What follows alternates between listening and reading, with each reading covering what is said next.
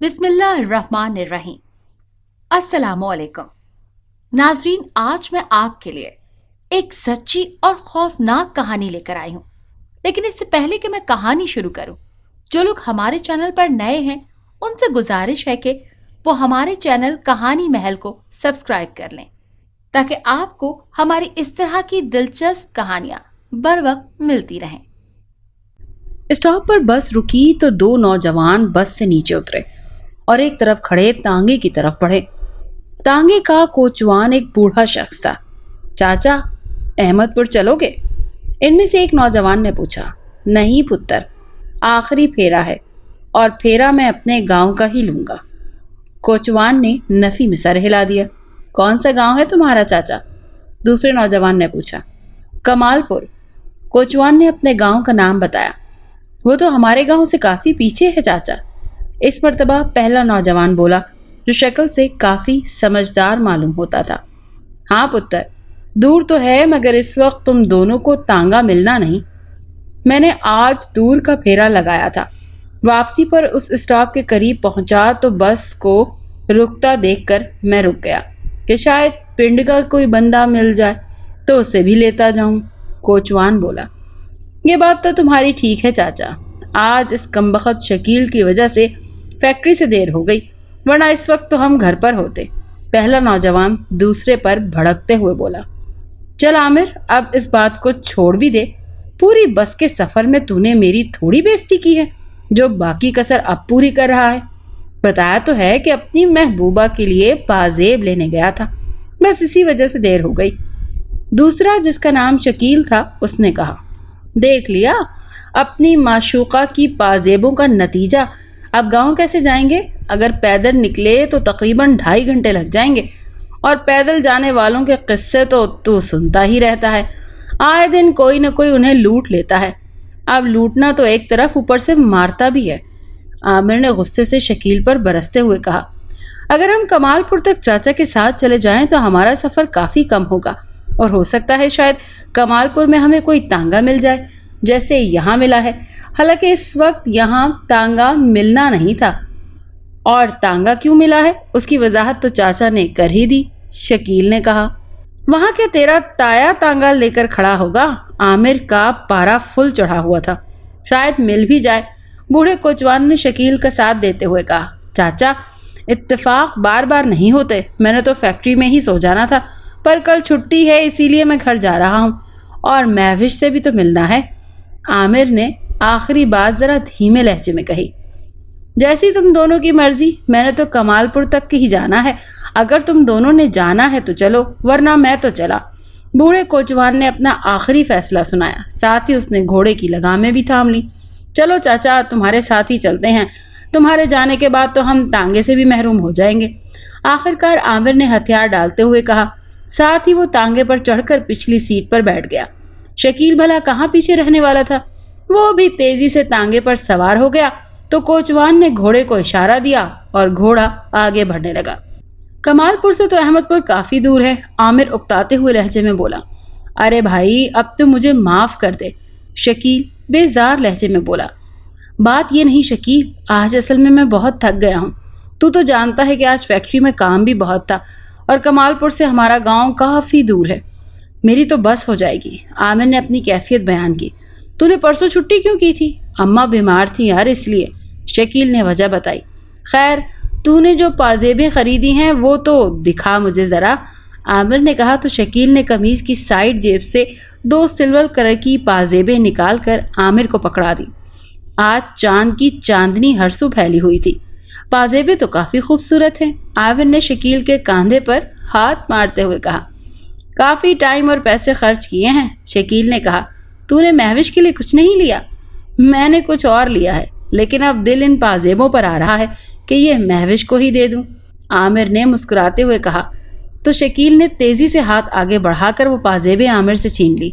पता है तुझे, इन पाजेबों की वजह से ही मैं पिछले 2 घंटों से तुझसे अपनी बेइज्जती करवा रहा हूँ, और तू इन्हीं लेने की बात कर रहा है। शकील ने पाजेबें जेब में डालते हुए कहा। तूने बताया नहीं कि तूने महविश के लिए क्या लिया है। मैंने, ये देख।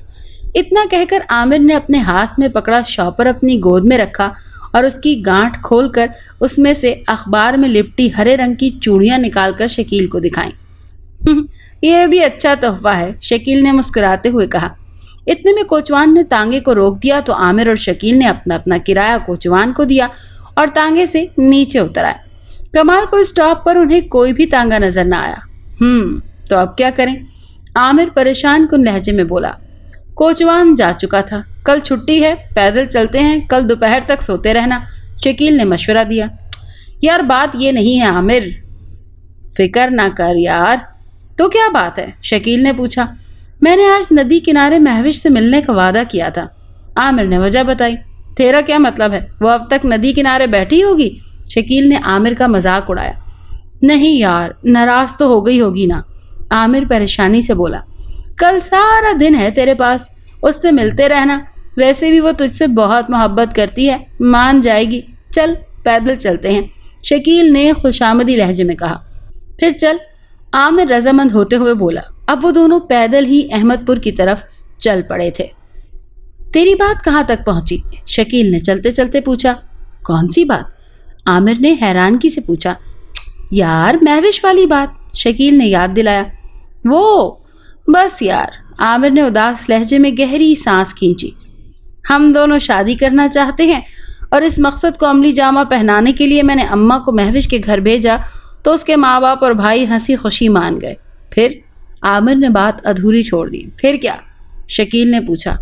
यार पिछले कुछ दिनों से महविश का भाई मेरी तरफ बड़ा गुस्से से घूरता है। जब भी मैं उसकी दुकान के सामने से गुजरता हूँ तो बड़े गलत तेवरों से मुझे घूरने लगता है। पहले तो मुझे देखकर मुस्कुराया करता था, लेकिन अब न जाने उसे क्या हुआ है, गुस्से से लाल भभूका हो जाता है, आमिर ने बताया। यार हो सकता है उसने तुम दोनों को नदी किनारे देख लिया हो, शकील ने खदशा जाहिर किया। यार अगर ऐसी बात होती तो महविश मुझे जरूर बता देती, आमिर ने कहा।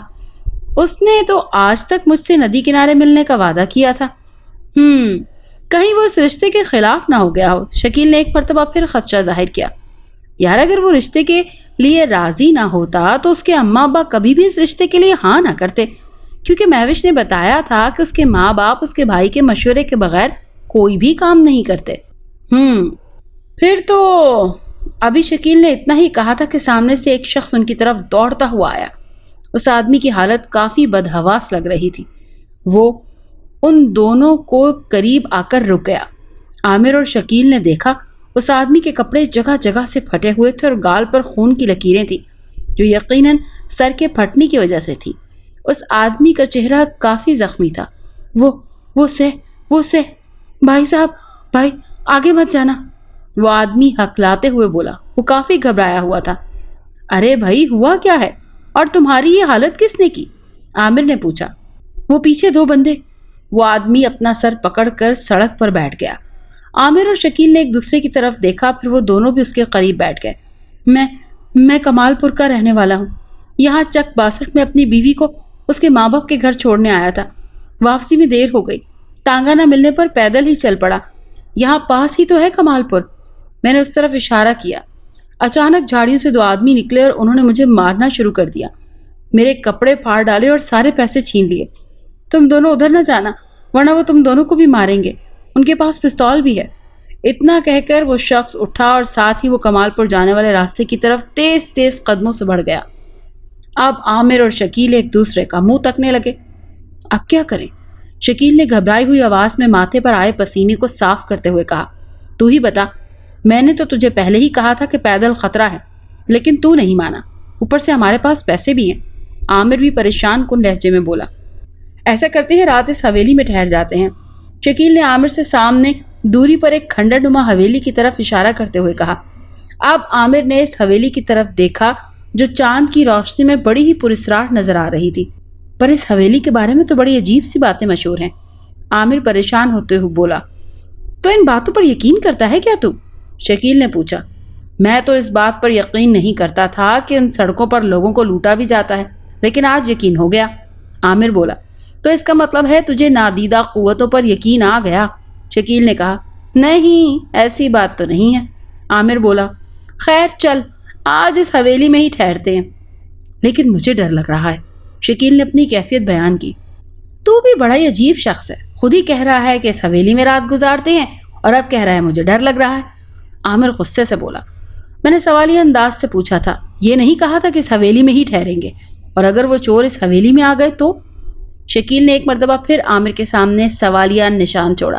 نہیں، وہ حویلی میں تو آئیں گے نہیں، کیونکہ اس حویلی کا خوف ارد گرد کے سارے گاؤں کے لوگوں پر چھایا ہوا ہے۔ ویسے ٹائم کیا ہوا ہے تیری گھڑی میں؟ 1 بجنے میں 15 منٹ باقی ہیں۔ شکیل نے اندازوں سے بالکل صحیح ٹائم بتایا۔ عامر نے گہری سانس کھینچی۔ چل پھر اس حویلی میں ہی چلتے ہیں، کیونکہ کمال پور میں تو ہمارا کوئی رشتہ دار ہے نہیں، اور آگے تو دور دور تک کوئی ہے ہی نہیں۔ لیکن اس حویلی کے بارے میں جو باتیں مشہور ہیں وہ صحیح بھی ہیں کافی حد تک، شکیل نے گھبراتے ہوئے کہا۔ چلو آج دیکھ بھی لیتے ہیں۔ ویسے تمہاری اطلاع کے لیے عرض ہے کہ انسان سے زیادہ کوئی چیز خطرناک نہیں جو ڈاکو، چور، چکے اور قاتل کے روپ میں موجود رہتے ہیں، عامر نے کہا۔ وہ دونوں سڑک سے نیچے اتر آئے اور ایک طرف بنی پگ ڈنڈی پر چلنے لگے۔ پگ ڈنڈی کے اختتام پر حویلی تھی جو کافی پرانی تھی۔ حویلی کا گیٹ جو کہ بہت بڑا تھا، جسے دونوں نے بمشکل کھولا۔ حویلی کے احاطے میں ایک طرف گھاس پھوس کا ڈھیر لگا ہوا تھا۔ وہ دونوں چلتے ہوئے اندرونی دروازے کے قریب پہنچے۔ دروازہ کھولا اور دھڑکتے ہوئے دلوں کے ساتھ اندر داخل ہوئے۔ پوری حویلی میں سناٹے کا راج تھا۔ اچانک ہال میں بے شمار دیے روشن ہو گئے۔ انہی روشن دیے کرنے والا کوئی بھی نظر نہیں آیا۔ حویلی کے فرش پر گرد کی موٹی تہ جمی ہوئی تھی اور فرش کئی جگہوں سے اکھڑا ہوا تھا۔ چھت کی حالت بھی کافی خراب تھی، جبکہ جگہ جگہ جالے لٹک رہے تھے۔ ایک ٹوٹا پھوٹا فانوس بھی لٹک رہا تھا۔ ہال کے ایک طرف لمبی راہداری تھی جس کے ارد گرد کافی کمرے تھے اور اوپر جانے کے لیے 2 کشادہ سیڑھیاں۔ وہ دونوں آگے بڑھے اور ایک کمرے میں داخل ہوئے اور فرش پر پھونک مارنے کے بعد وہ دیوار سے ٹیک لگا کر بیٹھ گئے۔ حویلی تو کافی بڑی ہے، یہ اپنے دور کی شاندار حویلی ہوگی، عامر نے شکیل کی طرف دیکھا۔ ویسے تیرے لیے تو یہ فائدہ مند جگہ ہے، شکیل نے مسکراتے ہوئے کہا۔ وہ کیسے؟ عامر نے ماتھے کو سکوڑا۔ کل اگر کسی طرح میوش کا بھائی نہ مانا تو میوش کو بھگا کر اسی حویلی میں لے آنا، کیونکہ یہاں ڈر کی وجہ سے کوئی نہیں آئے گا۔ شکیل نے کہا تو عامر نے ایک زوردار کہکا لگایا اور پھر وہ دونوں دیوار سے ٹیک لگائے بے سدھ ہو گئے۔ رات کا نہ جانے وہ کون سا پہر تھا جب اچانک عامر کی آنکھ کھلی۔ وہ ارد گرد دیکھنے لگا۔ اس نے دیکھا کہ شکیل اس کے قریب نہیں ہے۔ ارے شکیل کہاں چلا گیا؟ حیرت کی بات ہے، عامر خود سے ہی ہم کلام ہوا۔ اچانک عامر کے کانوں میں ایک عجیب سی آواز پڑی تو اس نے جیب سے ماچس نکالی اور تیلی روشن کرنے کے بعد وہ آگے بڑھا۔ وہ آواز کی سمت میں جا رہا تھا۔ آواز ایسی تھی جیسے کوئی زمین کھود رہا ہو۔ عامر نے محسوس کیا کہ زمین کھودنے کی یہ آواز حویلی کے باہر موجود احاطے میں سے آ رہی ہے۔ جیسے جیسے ماچس کی تیلی ختم ہوئی ویسے ویسے عامر نئی تیلی جلاتا تھا۔ وہ حویلی کے باہر موجود احاطے میں پہنچا تو اس نے چاند کی روشنی میں ایک عجیب و غریب منظر دیکھا۔ سامنے ایک آدمی کدال سے زمین کھود رہا تھا۔ زمین کھودتے کھودتے اچانک وہ آدمی رکا اور اس نے عامر کی طرف دیکھا۔ عامر کو اپنے پاؤں سے زمین سرکتی ہوئی محسوس ہوئی اور خوف کے باعث اس کی ٹانگیں لرزنے لگی۔ اس آدمی کی آنکھوں کی جگہ 2 دہکتے ہوئے انگارے نظر آ رہے تھے۔ عامر نے تیزی سے اپنا چہرہ دوسری طرف پھیر لیا۔ تھوڑی دیر بعد اس نے اس طرف دیکھا تو حیران رہ گیا۔ وہاں اب کدال والا آدمی موجود نہیں تھا۔ یہ کیا؟ شاید یہ میرا وہم تھا، عامر بڑبڑایا۔ اس وقت حویلی کے اندر سے ایک نسوانی چیخ ابھری تو عامر تیزی سے گھوما۔ اس کا دل اب تیزی سے دھڑک رہا تھا۔ وہ حویلی کے اندر داخل ہوا تو حیرت ایک مرتبہ پھر اس کی منتظر تھی۔ حویلی میں اب چکا چوند روشنی تھی۔ وہ حیرت سے ارد گرد دیکھنے لگا۔ کچھ دیر پہلے حویلی کی حالت ایسی تھی جیسے ویران کھنڈر ہو، لیکن اب حویلی کی حالت بہت شاندار تھی۔ پہلے جو چھت پر ٹوٹا پھوٹا فانوس لٹک رہا تھا وہ بالکل ٹھیک ٹھاک اور روشن تھا۔ ایک مرتبہ پھر اسی نسوانی چیخ نے عامر کو اپنی طرف متوجہ کیا۔ وہ نسوانی چیخیں حویلی کی چھت پر موجود کمرے سے آ رہی تھی۔ عامر ڈرتے ڈرتے سیڑھیوں کی طرف بڑھا۔ چھت پر کافی کمرے تھے۔ ایک مرتبہ پھر وہی نسوانی چیخ ابھری اور عامر اس کی طرف بڑھا جس کمرے سے نسوانی چیخ آ رہی تھی۔ وہ اس کمرے میں داخل ہوا تو وہاں کچھ بھی نہیں تھا۔ عامر حیرانگی سے ارد گرد دیکھنے لگا۔ یا اللہ، یہ کیا چکر ہے؟ عامر نے اوپر کی طرف سر اٹھاتے ہوئے کہا اور کمرے سے باہر نکلا تو اسے ساتھ والے کمرے سے باتیں کرنے کی آواز سنائی دی۔ وہ اس کمرے کے دروازے کے قریب ہوا۔ نہیں، میں ایسا نہیں کر سکتی۔ عامر کو اندر سے ایک عورت کی خوفزدہ آواز سنائی دی۔ اگر تم نے ایسا نہ کیا تو میں رمیش۔ اس مرتبہ عامر کو غصے سے بھری مردانہ آواز سنائی دی، ساتھ ہی نسوانی چیخ گونجی جو عامر کئی دفعہ سن چکا تھا۔ عامر تیزی سے کمرے میں داخل ہوا تو کمرے میں کوئی بھی نہیں تھا۔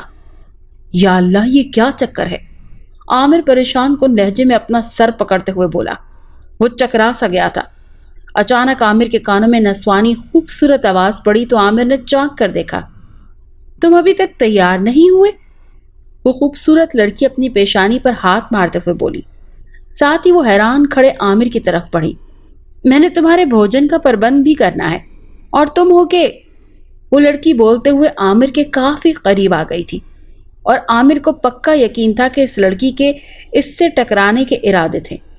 ٹکرانے کے ڈر سے عامر نے آنکھیں بند کر لی، لیکن حیرت انگیز طور پر وہ لڑکی عامر کے جسم سے یوں گزر گئی جیسے اس لڑکی کا وجود ہی نہ ہو۔ عامر نے آنکھیں کھولی تو وہ لڑکی نظر نہ آئی۔ چھوڑو مجھے، تمہارا تو روز کا یہی کام ہے۔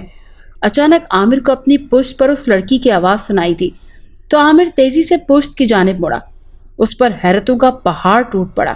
اسے اپنی آنکھوں پر یقین نہیں آیا کیونکہ پیچھے ہو بہو اس جیسا ایک نوجوان اس خوبصورت لڑکی کو اپنی باہوں میں تھامے کھڑا تھا۔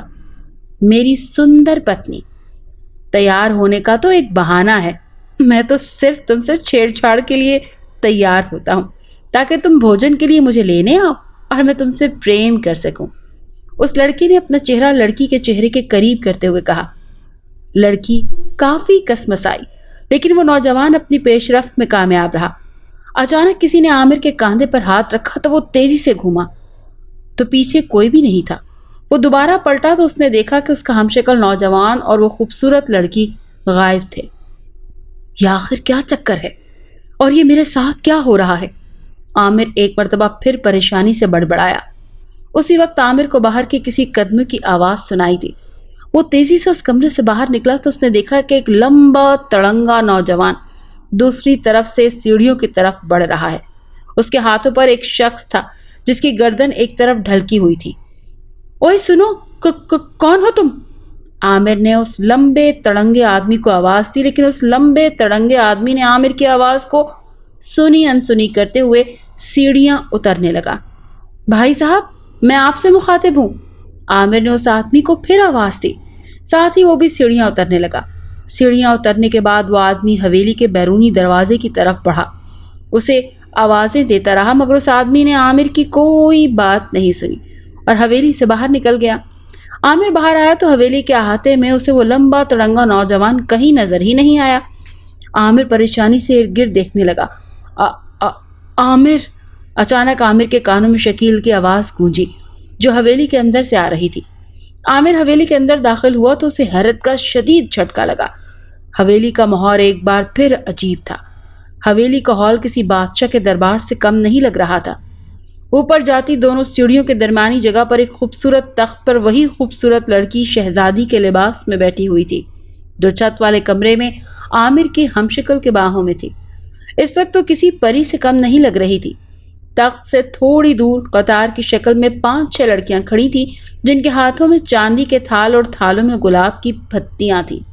عامر نے حیرت کے عالم میں آگے بڑھا تو وہاں قطار میں کھڑی لڑکیاں ان پر پھول نچھاور کرنے لگی۔ پدھاریے مہاراج، پدھاریے راجکمار رمیش جی، شہزادی ریکھا کافی دیر سے آپ کا انتظار کر رہی ہیں۔ قطار میں کھڑی لڑکیاں یک زبان ہو کر بولی۔ عامر ان لڑکیوں کی طرف ہراساں نظروں سے دیکھتا ہوا آگے بڑھا۔ کوئی اندیکھی طاقت جو اسے آگے بڑھنے پر مجبور کر رہی تھی۔ تخت کے قریب پہنچنے پر اس نے اندیکھی طاقت کا احساس ختم ہو گیا اور عامر رک گیا۔ شاید اس اندیکھی طاقت کا کام ہی عامر کو تخت تک پہنچانا تھا۔ شہزادی ریکھا تخت سے اٹھی اور عامر کے قریب آ گئیں۔ میرے راجکمار، میرے من کے چین، میری برسوں کی تپسیا، شہزادی ریکھا نے اپنا ہاتھ آگے بڑھاتے ہوئے کہا۔ आमिर ने मकनातीसी अंदाज में हाथ आगे बढ़ाए। उस अनदेखी ताकत का एहसास एक मर्तबा फिर आमिर को होने लगा। फिर शहजादी ने आमिर का हाथ पकड़कर अपने करीब तख्त पर बिठा लिया। तुमने बहुत इंतजार करवाया राजकुमार, मैं कई सदियों से तुम्हारा इंतजार कर रही हूं। याद है तुमने मुझे वचन दिया था। इतना कहकर शहजादी ने आमिर को गले से लगा लिया और आमिर को यूं महसूस हुआ जैसे उसने बर्फ के तोदे को गले लगा लिया हो। कौन सा वचन? आमिर ने शहजादी को खुद से अलहदा करते हुए कहा। यही कि तुम मेरा साथ कभी नहीं छोड़ोगे, हर जन्म में मेरे जीवन साथी बनोगे। शहजादी रेखा ने बज़ाहिर याद करवाया। मुझे तो याद नहीं, आमिर ने अपने जहन पर जोर देते हुए कहा। तुम सब बातें भूल गए हो, तुम तो इस हवेली की तरफ देखते भी नहीं थे।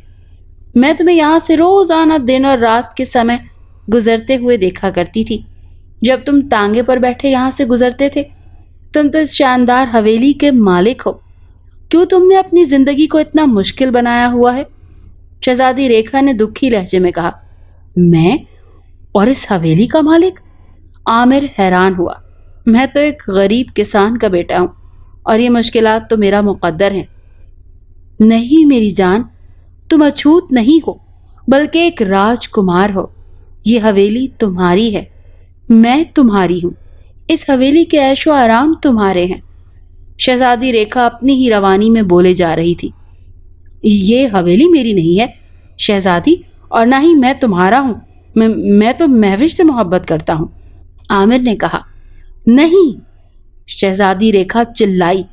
ये नहीं हो सकता, तुम मेरे हो, सिर्फ और सिर्फ मेरे। मेरा और तुम्हारा ब्याह हो चुका है। हम दोनों इस ब्याह से काफी खुश थे, परंतु हमारी खुशियों को किसी की नजर लग गई। वो दुष्ट देशु हमारी खुशियों का दुश्मन बन गया। उसने हमारी जिंदगी नरक बना दी और अचानक हमारी हस्ती बस्ती दुनिया में आया और हमारी दुनिया को नरक बनाकर चला गया। शहजादी नफरत से बोली। कौन देशु? मुझे कुछ समझ नहीं आ रहा। आमिर ने अपना सर थामते हुए कहा। मैं तुम्हें शुरू से सारी बात बताती हूँ। मेरा और तुम्हारा ब्याह बड़ी धूमधाम से हुआ। तुम और मैं बहुत खुश थे। एक दिन तुम उस पापी देशु के साथ हवेली में आए और तुमने मुझे बताया कि देशु इस गांव में खूबसूरत होटल बनाना चाहता है और ये किसी सराय वगैरह में नहीं रहेगा बल्कि हमारे पास हवेली में रहेगा। परंतु देशु की आंखों में अपने लिए हवस की परछाई साफ देख ली थी। तुम काम से जाते तो वो हरामजादा अपने काम काज छोड़कर हवेली आ जाता और मुझसे हंस हंस कर बातें करता। एक रात तुम काम के सिलसिले में दूसरे गांव गए हुए थे तो उसने अपने इरादों से मुझे आगाह किया। वो मुझसे प्रेम करता है और मुझसे ब्याह करना चाहता है। मैंने कहा मैं तो पहले से शादीशुदा हूँ। देशु ने कहा तो क्या हुआ, प्रेम कोई दीवार नहीं देखता। पर मैंने इनकार किया तो उसने मुझे और तुम्हें कत्ल करने की धमकियां दी और मेरे कमरे से बाहर निकल गया। दूसरी रात सोते समय तुम्हारी गर्दन पर खंजर से वार किया। तुम्हारी चीख पर मैं उठ खड़ी हुई। तुम्हारी हालत देखकर मेरी भी चीख निकल गई। हमारी चीखों की आवाज सुनकर हमारा बूढ़ा नौकर नारायण कमरे में आ गया। देशु ने खंजर के वार से उसकी भी हत्या कर दी। मैं तुम्हारी तरफ बढ़ी तो तुमने मुझे वचन दिया कि तुम हर जन्म में मुझे ही मिलोगी। फिर तुम्हारी मृत्यु हो गई। मैं तुम्हारी लाश पर आंसू ही बहा रही थी और देशु कह रहा था कि अब तो हम दोनों के दरमियान कोई दीवार नहीं। मैंने यकदम उसके हाथ से खंजर छीना और उस पर वार करना चाहा, परंतु वो पीछे हट गया और खंजर मैंने अपने सीने में उतार लिया। देशु को मुझसे ऐसी तवक्को बिल्कुल भी ना थी। वो आगे बढ़ा और मेरी लाश देखकर गम करने लगा। फिर उसने हम तीनों की लाशों को हवेली के आहते में गड्ढा खोद कर दबा दिया। यहाँ तक कहकर शहजादी रेखा खामोश हो गई। तो क्या तुम एक शहजादी हो? आमिर ने पूछा। मैं तुम्हारी कनीज हूँ, रेखा ने एक मर्तबा फिर आमिर को गले लगाते हुए कहा। फिर वो उससे अलहदा हुई। ये सब मेरी शक्तियों का कमाल है रमेश, ये सब मैंने तुम्हारे लिए किया है। लेकिन क्यों? आमिर का अंदाज चिल्लाने वाला था। सिर्फ तुम्हारे लिए मेरी जान, रेखा प्यार से बोली, ताकि हम दोनों एक हो सके। लेकिन मैं तो एक मुसलमान हूं और मुसलमान की शादी किसी गैर मजहब से नहीं हो सकती। आमिर ने कहा। प्रेम के बीच कोई दीवार नहीं होती, वो दीवार धर्म की ही क्यों ना हो। रेखा ने संजीदा लहजे में कहा। लेकिन हमारा मिलाप कैसे हो सकता है? तुम एक रूह हो जबकि मैं एक जिंदा इंसान हूं। आमिर ने कहा, इसका उपाय भी है मेरे पास। फिर इससे पहले मैं देशु से इंतकाम लेना चाहती हूँ।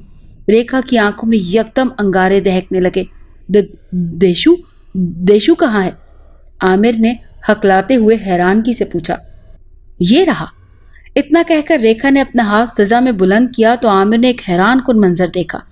अचानक हवा में एक आदमी नमूदार हुआ जो हवा में उल्टा लटका हुआ था। किस तरह से उल्टा लटका हुआ था वो नजर नहीं आ रहा था। आमिर ने उस उल्टे लटके आदमी का चेहरा देखा तो हैरान रह गया, क्योंकि वो आदमी कोई और नहीं बल्कि शकील था। यही है वो दुष्ट जिसने उस रात हम सबकी हत्या कर दी थी। रेखा नफरत से बोली, ये क्या कह रही हो तुम? ये तो मेरा दोस्त है शकील। आमिर ने परेशान कुन लहजे में कहा, नहीं, ये देशु ही है। इसी कारण हमारी ये हालत हुई है। मैं एक आत्मा बन गई और तुमने दोबारा जन्म लिया है। ये इस जन्म में भी दुष्ट ही निकला जैसा पहले जन्म में था। इस जन्म में भी इसका जहन पापी है।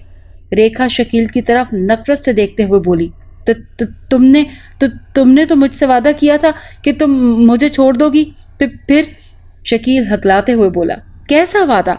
आमिर हैरान हुआ। मैंने तुमसे कहा था ना कि ये इस जन्म में भी पापी ही निकला है।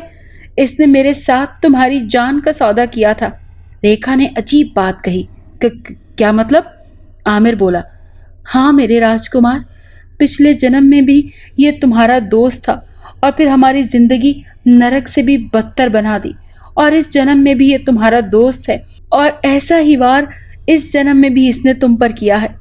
एक रात इसी तरह ये फैक्ट्री से लेट हो गया। इसने उस रात ओवर टाइम लगाया ताकि ये अपनी प्रेमिका के लिए पाजेबें खरीद सके। तुम उस रात जल्दी घर चले गए। ये लेट हो गया। टांगा न मिलने पर ये पैदल चल पड़ा। हवेली के पास से गुजरा तो मैंने अपनी शक्तियों के कारण इसे अपनी हवेली की तरफ बुला लिया। अपना पुराना इंतकाम लेना चाहा, परंतु फिर इसने कहा कि अगर ये तुम्हें हवेली में ले आए तो मैं इसे छोड़ दूंगी। ये फौरन मान गया, परंतु इसने ये शर्त रखी कि मैं तुम्हारी हत्या कर दूं। मैं भी मान गई।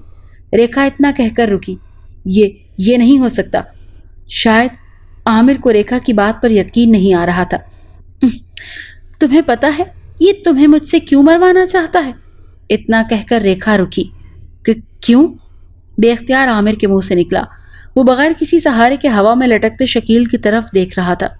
क्योंकि मौजूदा जन्म में तुम जिस लड़की से प्रेम करते हो ये भी उसी का प्रेमी है। रेखा ने बज़ाहिर आमिर पर बम फेंका। ये पाजेबे भी उसी महविश के लिए खरीदने गया था। इसने जानबूझकर वहां देर की ताकि तुम दोनों लेट हो जाओ और गांव के लिए तुम दोनों को सवारी ना मिले और मजबूरन तुम्हें इस हवेली में आना पड़े। अब मैं इस देशु की हत्या कर दूंगी ताकि मैं इससे अपना इंतकाम ले सकूं। इतना कहकर रेखा ने अपना हाथ हवा में उल्टे लटकते शकील की तरफ किया तो शकील के बदन से कमीज गायब हो गई। शकील ने चीखना चिल्लाना शुरू कर दिया।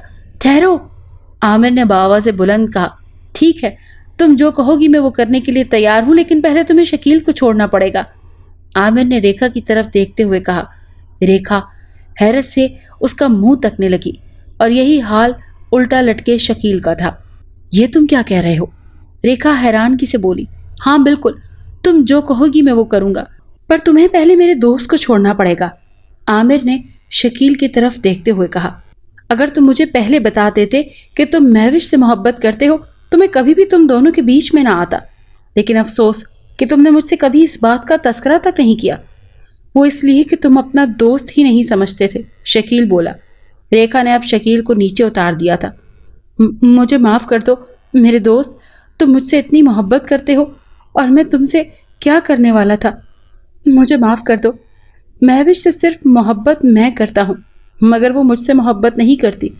उसे तो ये भी मालूम नहीं है कि मैं उससे मोहब्बत करता हूँ, लेकिन आज मैं समझता हूँ कि महविश का इंतखाब बहुत अच्छा है। वो बहुत खुश नसीब है जिसे तुम जैसा साथी मिलेगा। शकील शर्मिंदा लहजे और भराई हुई आवाज़ में बोला। रेखा, मैं ये जन्मों के चक्कर को नहीं मानता, क्योंकि मैं एक मुसलमान हूँ और मुसलमान को ज़िंदगी सिर्फ एक बार मिलती है। लेकिन अगर मैं वाकई तुम्हारा कसूरवार हूँ तो मुझे ख़त्म कर डालो, लेकिन मेरे दोस्त को ज़िंदा छोड़ दो। साथ ही शकील रोने लगा। عامر تخت سے اٹھ کر کھڑا ہو گیا اور سیڑھیاں اترنے کے بعد اس نے آگے بڑھ کر شکیل کو گلے لگا لیا اور پھر اسے علیحدہ کرتے ہوئے بولا، نہیں شکیل، یہاں سے اگر کوئی جائے گا تو وہ تم ہو، کیونکہ میں تمہارے ساتھ نہیں جاؤں گا۔ میں نے ریکھا سے وعدہ کیا ہے۔ مہوش تمہیں مبارک ہو، اور مہوش کو میرے بارے میں کچھ نہ بتانا، عامر نے اسے سمجھاتے ہوئے کہا۔ رمیش، تم واقعی ایک دیوتا سمان انسان ہو۔ تمہاری وجہ سے ایک بھٹکا ہوا دشت اور پاپی سیدھی راہ پر آ گیا۔ تمہارے اس عمل نے شکیل میں موجود دیشو کو مار ڈالا ہے۔ شکیل کی بات بالکل ٹھیک ہے۔ مہوش واقعی خوش نصیب لڑکی ہے جسے تم جیسا جیون ساتھی ملے گا۔ میں پہلے بھی تمہارا انتظار کر رہی تھی اور اب بھی کروں گی۔ ہمارا ملاپ تمہاری مرتیو کے بعد ہوگا، لیکن میں اتنی خود غرض نہیں ہوں کہ اپنے پریم کے لیے تمہاری بلی لوں۔ تمہیں تمہاری مہوش مبارک ہو، ریکھا بھی بھرائی ہوئی آواز میں بولی۔ لیکن تم، عامر نے ابھی اتنا ہی کہا تھا کہ ریکھا نے اسے ٹوکا۔ میں ایک آتما ہوں، تمہارا اور میرا ملاپ تبھی ہوگا جب تم بھی آتما کے روپ میں آؤ گے۔ میں نے پہلے بھی تمہارا انتظار کیا تھا اور اب بھی کروں گی، پرنتو مجھے خوشی ہے کہ میں نے دیشو کو ختم کر دیا، شریر کے طور پر نہیں بلکہ ذہنی طور پر۔ اب میں چلتی ہوں، ریکھا نے کہا اور وہاں سے پلک جھپکتے میں غائب ہو گئی۔ اب حویلی کی حالت پہلی جیسی ہو گئی تھی، نہ کوئی روشنی، نہ تخت، نہ کنیزیں۔ حویلی کی حالت اب خستہ حال تھی۔ ایک بات اور تم سے کہوں، شکیل نے اپنے آنسو صاف کرتے ہوئے کہا۔ کہو دیشو، عامر نے ہنستے ہوئے کہا تو شکیل بھی بے اختیار ہنس پڑا۔ مہوش کے بھائی کو میں نے ہی تمہارے خلاف بھڑکایا تھا کہ تمہارا شہر میں کسی لڑکی کے ساتھ چکر چل رہا ہے، اسی لیے وہ تمہیں غصے سے گھورتا تھا۔ شکیل نے حیران کن بات کہی۔ یعنی میری راہ میں تو نے صرف اور صرف کانٹے ہی بچھائے ہیں، عامر نے مصنوعی غصے سے کہا، لیکن تیری سچی دوستی نے ان کانٹوں کو ہمیشہ کے لیے پھولوں میں بدل دیا ہے۔ شکیل نے مسکراتے ہوئے کہا تو عامر بھی مسکرا دیا۔ یہ تو بھابھی کو میری طرف سے دے دینا، شکیل نے وہ پازیبیں عامر کو دیتے ہوئے کہا، اور عامر نے مسکراتے ہوئے وہ پازیبیں پکڑ لی۔ وہ دونوں جب حویلی سے باہر نکلے تو دن کا اجالا ہر طرف پھیلنا شروع ہو گیا تھا۔ اگر آپ کو یہ کہانی اچھی لگی ہے تو اسے لائک کیجیے اور ہمارے چینل کہانی محل کو سبسکرائب کیجیے۔ اور ہاں، اگر آپ کے کسی دوست، رشتہ دار یا بہن کے ساتھ خدا نخواستہ اس طرح کا کوئی بھی واقعہ پیش آیا ہے تو ہمیں کامنٹ سیکشن میں اس کے بارے میں ضرور بتائیے۔